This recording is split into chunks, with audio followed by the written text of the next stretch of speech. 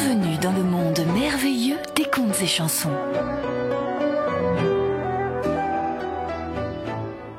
Quand tu entendras cette musique, tourne la page.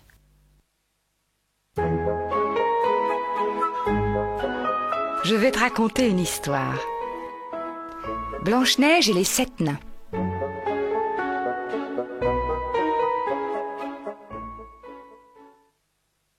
Il était une fois, au cœur de l'hiver, dans un lointain royaume, une reine qui cousait devant une fenêtre dont l'encadrement était en ébène, d'un noir profond. Tandis qu'elle regardait les flocons de neige tomber, elle se piqua avec son aiguille, et 3 gouttes de sang tombèrent dans la neige. « Ah !» soupira la reine. « Si seulement je pouvais avoir un enfant aux cheveux noirs comme de l'ébène, à la bouche rouge comme le sang, et au teint blanc comme la neige. » Et quelques mois plus tard, la reine mit au monde une petite fille aux cheveux noirs comme de l'ébène, à la bouche rouge comme le sang, et au teint blanc comme la neige. Pour ces raisons, on lui donna le nom de Blanche-Neige. Mais hélas, peu après la naissance de l'enfant, la reine tomba malade et mourut. Le roi se remaria avec une femme très belle, mais tellement orgueilleuse et jalouse qu'elle ne supportait pas de voir une femme plus belle qu'elle. La nouvelle reine possédait un miroir magique qu'elle interrogeait chaque jour. « Miroir, ô mon beau miroir, qui est la plus belle de tout le royaume ?» lui demandait-elle. Et le miroir répondait « Majesté, c'est vous qui êtes la plus belle de tout le royaume. » Les années passaient, Blanche-Neige grandissait et devenait toujours plus belle. La reine interrogeait sans cesse son miroir magique pour savoir qui était la plus belle de toutes. Et un jour, le miroir lui dit « Majesté, vous êtes très belle, mais Blanche-Neige est 1000 fois plus belle que vous. » La reine savait que le miroir ne mentait pas. Blanche-Neige était devenue plus belle qu'elle. Folle de jalousie, elle fit venir un chasseur et lui dit « Tu conduiras Blanche-Neige dans la forêt et tu la tueras. Puis, tu me rapporteras son foie et ses poumons. Ainsi, je serai certaine que tu m'as obéi et que Blanche-Neige est bien morte. » Le chasseur emmena Blanche-Neige dans la forêt. Mais lorsqu'il leva son grand couteau pour la tuer, la jeune fille se mit à pleurer. « Je t'en prie, laisse-moi la vie sauve. Je m'enfuirai dans la forêt. Je ne reviendrai jamais. La reine n'en saura rien, » lui dit-elle. Le chasseur eut pitié de Blanche-Neige et il la laissa s'enfuir. Il captura et tua une jeune biche à sa place.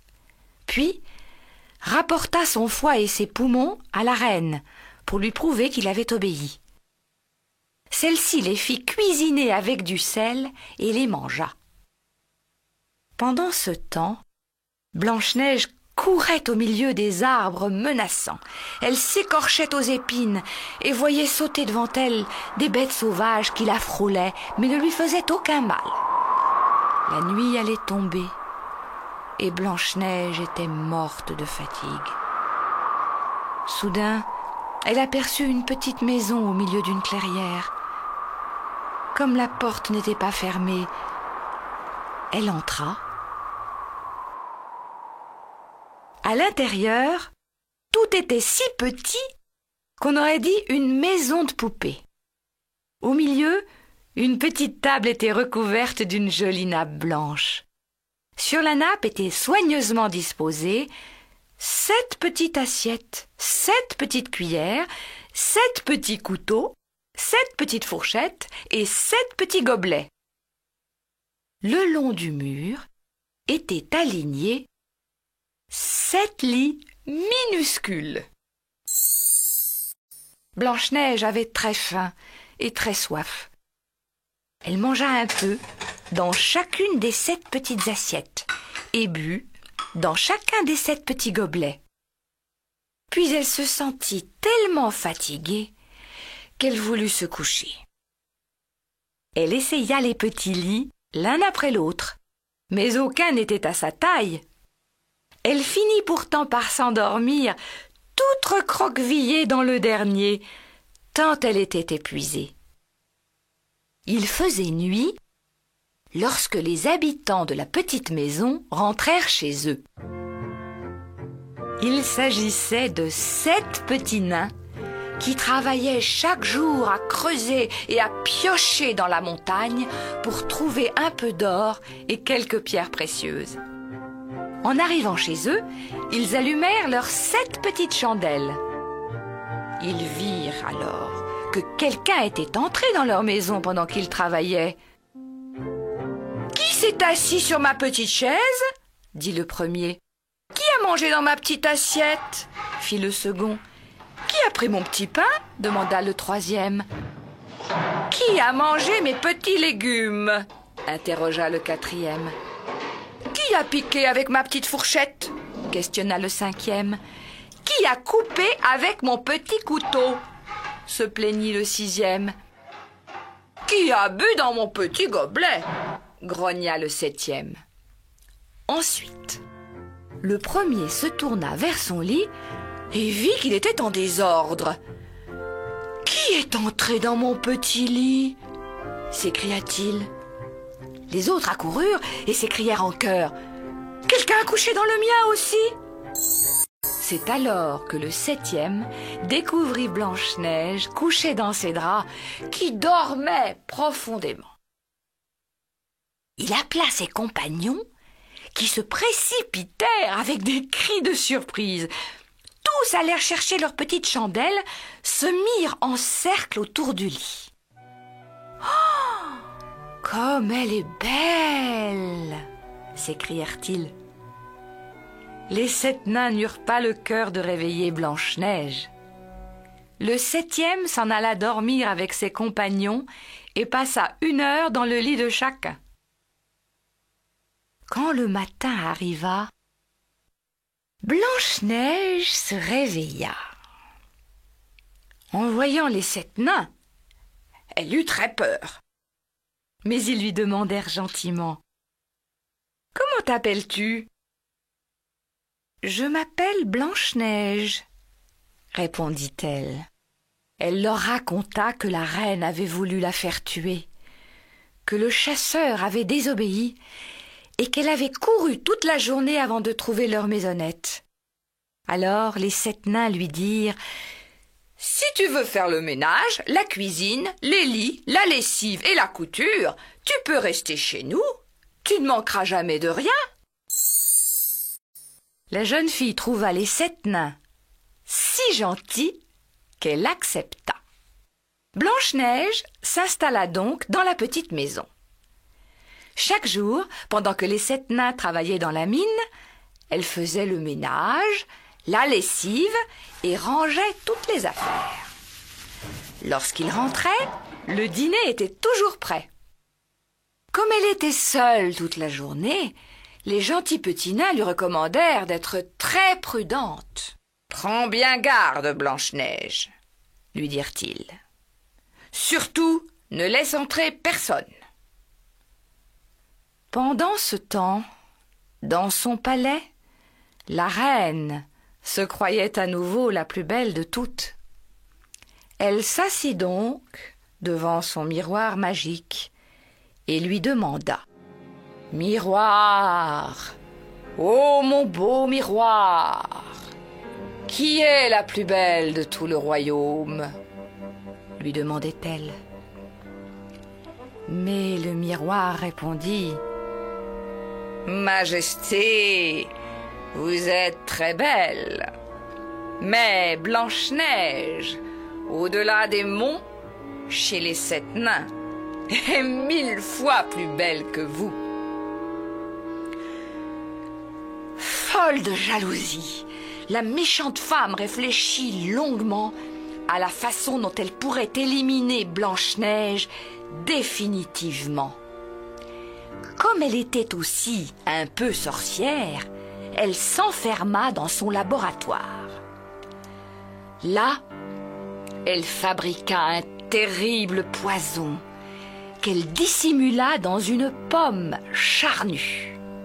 La pomme, rouge d'un côté et blanche de l'autre, était si belle et si luisante que personne ne pouvait résister à l'envie de la croquer. Mais la moitié rouge était terriblement empoisonnée, tandis que la moitié blanche demeurait saine. Puis, la méchante reine se maquilla et s'habilla de façon à ressembler à une pauvre vieille femme. Ainsi déguisée, elle se rendit chez les 7 nains. Arrivée devant la maisonnette, elle frappa à la porte et cria: « J'ai de belles pommes à vendre !» Blanche-Neige regarda par la fenêtre et répondit: « Je n'ai le droit de laisser entrer personne. Les 7 nains me l'ont défendu. »« Tu as bien le droit de regarder, » dit la fausse marchande. « Vois-tu cette belle pomme? C'est la seule qui me reste. Je n'ai pas réussi à la vendre. Tiens, j'ai une idée. Partageons-la. Je te donnerai la plus belle part, celle qui est bien rouge. Et moi, je mangerai la blanche. » Voyant la vieille femme croquer de si bon appétit dans son morceau de pomme, Blanche-Neige ne put résister. Elle prit l'autre moitié, celle qui était empoisonnée, et la mangea. Elle avait à peine avalé la première bouchée qu'elle tomba sur le plancher, morte. La reine, satisfaite, éclata d'un rire cruel et partit en courant.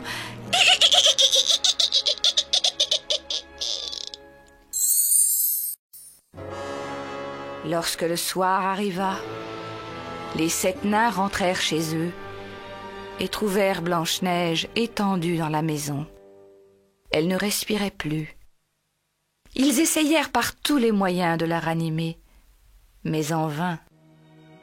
Alors ils comprirent qu'elle était vraiment morte. Ils la pleurèrent 3 jours entiers. Puis ils songèrent à l'enterrer. Mais elle était si belle et si fraîche qu'elle semblait toujours vivante. « Nous ne pouvons pas l'enfouir ainsi dans la terre, » se disait-il. Alors, ils lui firent un cercueil de verre tout transparent. Ils l'y couchèrent et écrivirent son nom sur le couvercle en grandes lettres d'or. Puis, ils l'emportèrent en haut de la montagne et veillèrent sur elle à tour de rôle. Chaque jour, des bêtes sauvages venaient pleurer la jeune fille avec eux. Mais un beau matin, un prince qui gravissait la montagne aperçut Blanche-Neige dans son cercueil. Il s'approcha et la trouva si belle qu'il en tomba éperdument amoureux. « Laissez-moi emporter le cercueil, » demanda-t-il aux 7 nains. « Je vous donnerai tout ce que vous voudrez. » Tout d'abord, les nains refusèrent.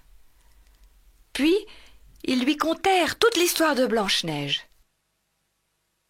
Et ils furent tellement émus par la tristesse du prince qu'ils finirent par accepter de lui confier leur amie. Le prince ordonna alors à ses serviteurs d'emporter le précieux fardeau. Ils chargèrent le cercueil sur leurs épaules et se mirent en marche. Soudain, l'un d'eux trébucha. Blanche-Neige, qui venait d'être secouée brusquement, recracha la bouchée de pommes empoisonnées qu'elle avait avalée. Elle ouvrit les yeux, souleva le couvercle de verre et dit « Mais où suis-je » Le prince lui raconta alors ce qui était arrivé et lui demanda de l'épouser. Charmée par le prince qui venait de lui sauver la vie, Blanche-Neige accepta immédiatement. Il l'emmena dans son château et l'on prépara leurs noces. La méchante reine fut invitée aussi. Avant de partir au mariage, elle interrogea son miroir. « Miroir, ô mon beau miroir, qui est la plus belle de tout le pays ?» Et le miroir répondit « Majesté, vous êtes très belle, mais la future princesse est 1000 fois plus belle que vous. » Ivre de rage et dévorée par la curiosité, la reine partit pour la fête. Lorsqu'elle arriva au château et qu'elle reconnut sa belle-fille, qui allait devenir princesse, elle resta muette de peur. Pour la punir, les 7 nains la firent danser sur des charbons ardents jusqu'à ce qu'elle meure. Quant à Blanche-Neige, elle vécut heureuse avec son prince et eut beaucoup d'enfants.